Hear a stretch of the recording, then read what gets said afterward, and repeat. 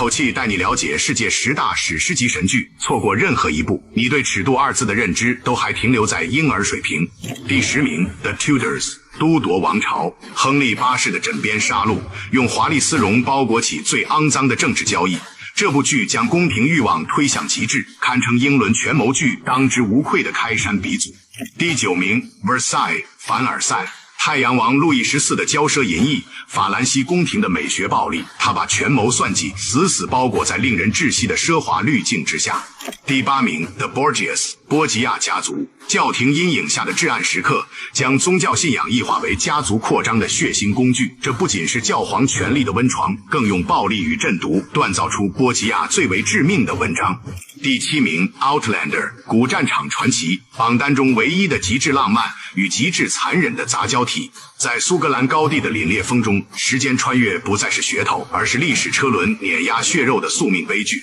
第6名 Vikings 维京传奇，维京战俘劈开了文明的裂缝，拉格纳的野望让北欧荒野变为血腥的艺术史诗。导演用近乎原始的暴力美学记录了一个民族从蒙昧走向霸权的血色征途。第5名 Black Sails 黑帆，大航海时代的海上黑帮传奇，海盗题材永远的无冕之王，以4季篇幅便彻底粉碎了加勒比的童话幻想，这绝对是被全世界低估的顶级神剧。第4名 House of the Dragon 龙之家族，坦格利安家族的血火宿命，单集$2000万的燃烧经费，让巨龙之影再度笼罩维斯特洛。在那权力巅峰的边缘，血亲之间的背叛甚至比龙焰还要滚烫。第3名 Rome 罗马， HBO 与 BBC 联手缔造的工业奇迹，在20年前单集预算便突破$1000万，